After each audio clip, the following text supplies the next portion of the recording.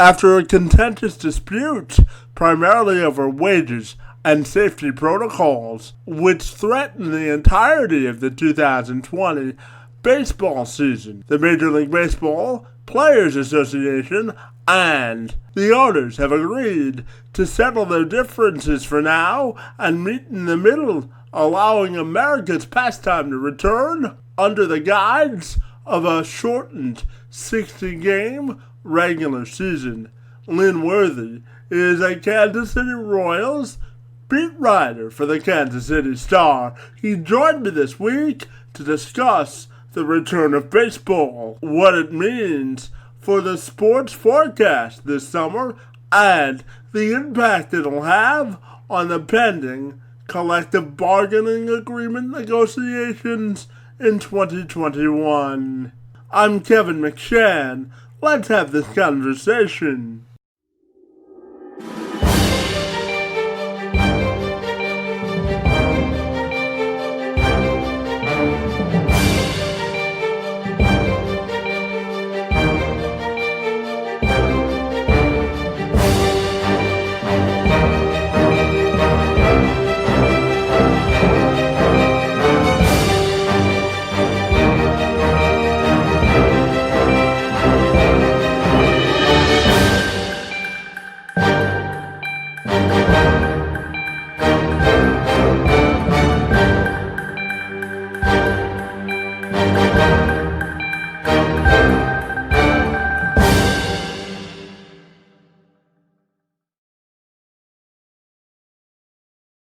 So, Lynn, if you're ready to get started, we'll welcome you to Let's Have This Conversation, and we're excited to talk a little bit about the return of baseball with you this afternoon. Thanks for being here.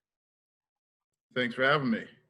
So, I wanted to start you off just with your initial reaction about the pending return of baseball and how you think it'll affect the sports landscape.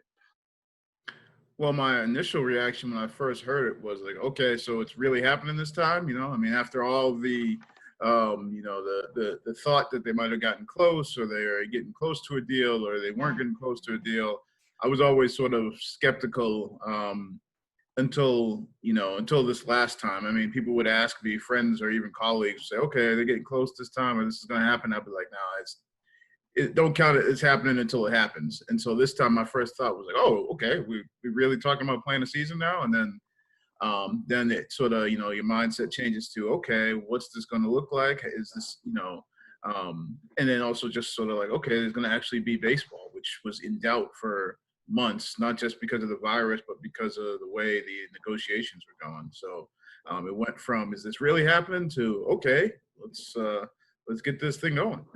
Worthy says that baseball fans should be healed by the return of their favorite players to the field, but he cautions that it's important to maintain the momentum which was gained by ironing out this return to play plan when returning back to the negotiating table for future labor talks. Well, I think the image recovers through them playing. I think by playing games, by getting on the field, by people, wanting to see their favorite players, see their teams, seeing competition. I think that's how you start to recover, at least. Long term, I'm not sure how it goes long term. I mean, I think, worst case scenario is that, people are still sort of a little keeping baseball at arm's length, and then, you get another work stoppage, after 2021 when the CBA is up. That's worst case.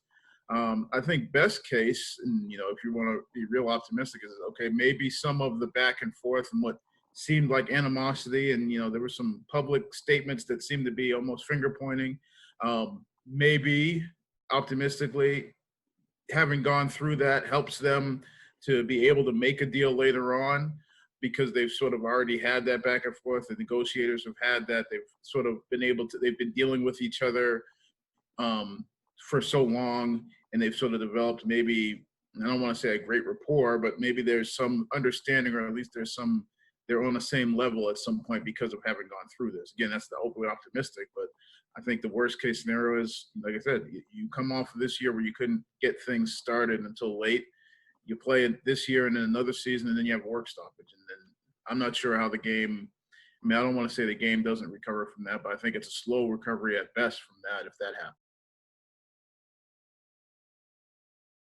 Now, when we looked at the structure of the 60-game schedule, I'm just wondering your thoughts on the quality of play once baseball returns with such a shortened season.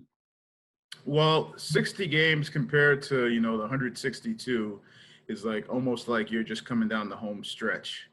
But at the same time, the added element you get is, there's teams that by the time you play 102 games and then you get to that final 60, through 102 games, there's teams that would have been done. There's teams that would already know that they're out of it. There's teams that would, be too far behind to make a run. Whereas now, coming down the 60-game stretch, the Kansas City Royals and the Detroit Tigers are in the same position for the final 60 games as the New York Yankees and the Los Angeles Dodgers. So that adds an element of excitement, an element of competition that you usually don't get in the season because, like I say, so many teams are just out of it by the time you reach this point in the year. So every game is going to have more meaning. I mean, it's basically, every game's worth 3 times as much as they would be in a 162-game season. And so because of that, everything matters a little bit more. But possibly you have, teams making different moves or managing differently or setting up their rosters differently because they know they have to. Like, there's no bouncing back. I mean, like the Washington Nationals last year, won the World Series, but through 60 games, I think they were a 4th place team. And so you don't have that opportunity to bounce back this year. So everything matters more. Every decision teams make matters more. And so it puts a level of excitement on each game that, the people who say the season's too long, well, now you get to see what baseball in condensed setting looks like and the excitement of that and, how that plays out on the field. I think that could be a very exciting thing. The regional aspect of it is going to be different because, there'll be teams that you just don't see match up against each other. So, covering the Royals, we're going to see just all Central Division teams from, both the American League and National League. So it's going to be a very different schedule than what, people are used to. And it's going to make it maybe in some ways a little more interesting when you get to a playoff setting just because those teams won't have seen each other, some of those teams, because of the way the regular season format is.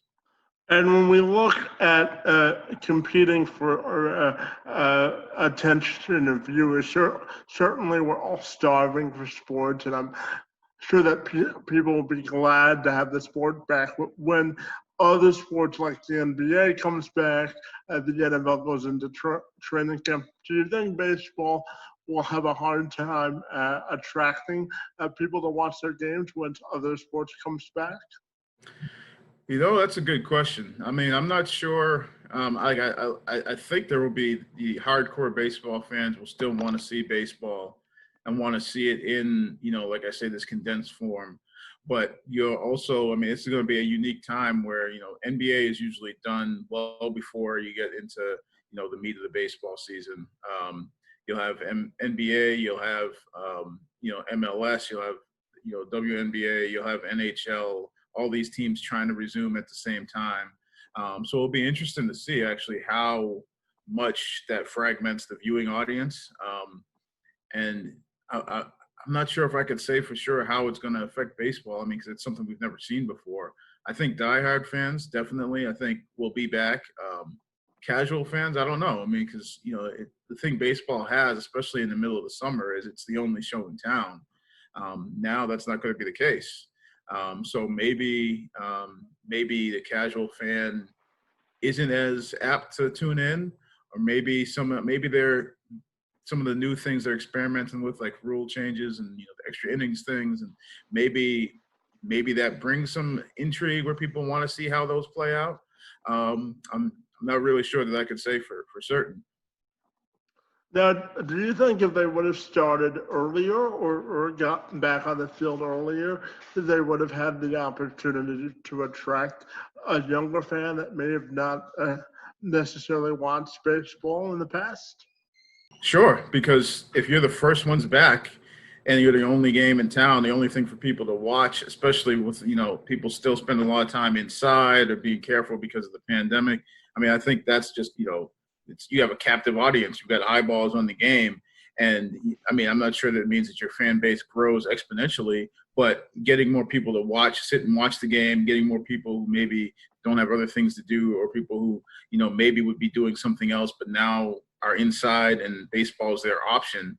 And, I'm sure there would have been a lot of fanfare around, or just some hoopla around, baseball starting. Like if baseball was able to start around the 4th of July and the game that's been branded as America's pastime and starts around the 4th of July as the first sport back, I think it could have only helped. That's the thing that I think hurt the most with the negotiations and the late thing. It's not, I think competing against other sports definitely, could hurt. I'm not sure.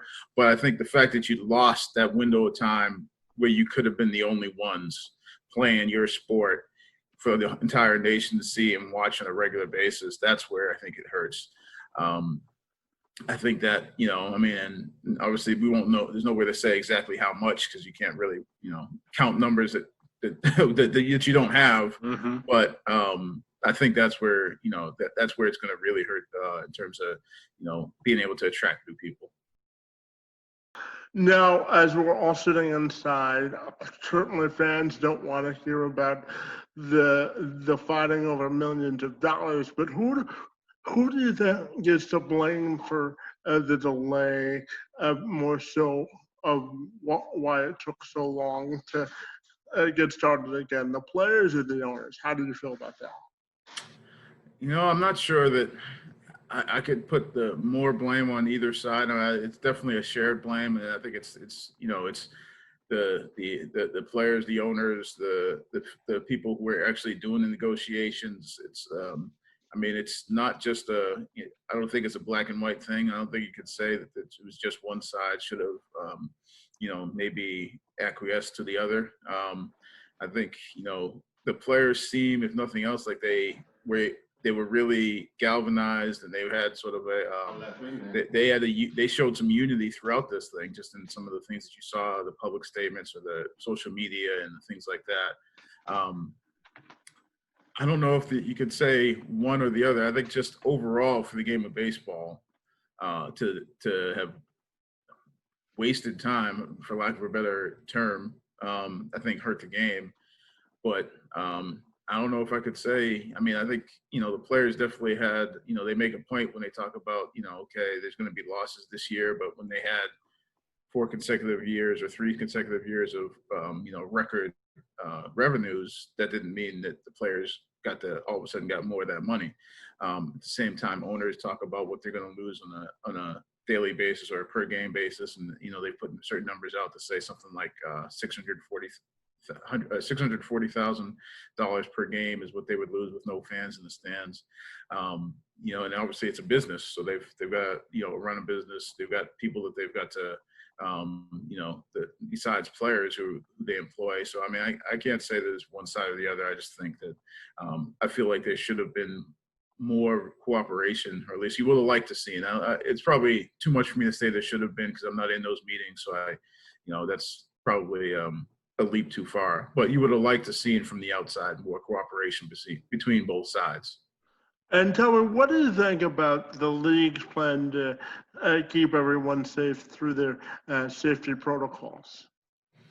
Well, it's going to be interesting. I think that's the one thing that I'm sort of the most skeptical about, is just because, it seems like there's a lot of reliance, or there's going to be a lot relying on individual responsibility, because it's not like the NBA thing where they're trying to create a bubble or a campus and sort of keep everybody, locked in or, isolated from everybody else except for the people inside that bubble. That's not what you're going to be doing in baseball. You're going to still be traveling. You're going to be in your home cities.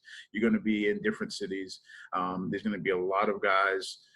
So it's really going to come down to guys doing, the right things in terms of trying to stay healthy, trying not to bring back this virus, trying to make sure they're being vigilant about, what they're doing away from the ballpark, what sort of settings they're in. And it comes down to, just everyday things like going to get something to eat, what you're doing with your time before the ballpark. And that goes for, everybody, and it affects everybody, because, we're talking about, obviously, the first to come to mind are players, but then there's staff, coaching staffs, there's video guys, there's clubhouse guys, there's training staff. So everybody is included in that. Everybody has that individual responsibility, and then also it affects everybody else. And if something, there's an outbreak within a team or within a few teams, then maybe the season doesn't get finished.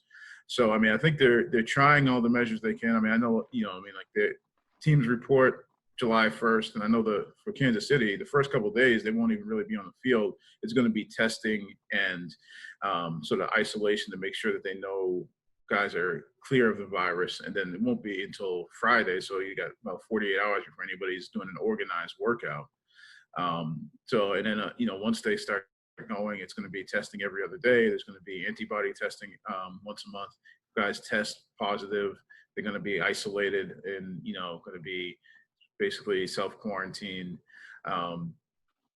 So there's going to be a lot of steps. And I know we haven't got the full rundown of what it's going to be media-wise, but I know we're going to be, we may be in the ballparks, but we'll be well removed from the playing areas and the players to try and keep that extra layer of, security and keep that risk away from the actual players and staff and people like that. So it's, I think they're trying. I just think it's going to be it's harder than the bubble or the campus format. So that's what's going to make it a really a tough task. And my final question for you has to do with what excites you most about the return of baseball around the league, and then more specifically the Central Division, which I know you cover with covering the Royals. I guess selfishly, it's just the idea that I'm going to cover baseball this season because I wasn't sure. It's nice to have a job, right? Yeah. Well, there's that. I mean, the fact that I know what I'm going to be doing, at least for the next couple of months, and I know I'm going to cover baseball. That I know that there's going to be a season. So, I mean, that's, personally, that's one of the biggest benefits. But I mean, just as far as actually watching baseball and see how this plays out, I think the shortened season is something that, we've never really seen before, not in this manner. So how that plays out, what that means for, teams that you don't expect to play as well, or players at performances. I mean, because a 60-game stretch is a lot different than 162. So guys can do some amazing things that maybe you don't expect, or guys can get hot and, guys could surprise you, teams could surprise you. So how that 60-game condensed schedule plays out, and also just how teams make decisions, because you're going to have a little bit more leeway, at least early roster-wise. You're going to start off with 30 as opposed to, the 26 and work your way down to 26. But then also what teams decide to do with the 60-player pool, who's in that pool, how they use those guys that aren't actually on the active roster and try and keep them sharp. There's a lot of talk about top prospects being part of that, because right now there's no minor league season, and I don't know if you can really count on there being any actual season. But I think teams are still holding out hope that you have something that you can do at your training facilities, something like that. But that's just as somebody who covered a lot of minor league baseball, that probably appeals to me a lot too, just seeing that strategically how that plays out, what teams decide to do with their minor league players. But how just all the decisions that go into this that you never actually have to see on a regular season, that's interesting to me. And then, just even like the trade deadline that comes in August, I hadn't really thought about it. I heard somebody talking about it the other day, but, usually you see teams want to make those deals for the home stretch and to try and make a playoff push. But this year, with so much uncertainty, you're really rolling the dice if you make a deal, because you're making the deal for that final month. And maybe you're trading away prospects for somebody, and then season gets cut short, or, and because it's such a condensed season, the ebbs and flows can be so huge. You could be making a real big risk by trading away somebody who could be a big time future asset for, the final month of a season that's going to be really unpredictable, or a season that could get cut short. And maybe you don't get to actually play playoffs. So I think a lot of the decision making is the big thing that I'm looking forward to. And then just seeing how the games play out when everything, at least in theory, is so much more pressure packed, because you've got about, a little more than a third of the season. Lynn, we want to thank you for your time this afternoon and talking to us about the return of baseball. We enjoyed your insights and perspectives, and we want to thank you for joining us today. Well, thank you very much for having me. It was my pleasure.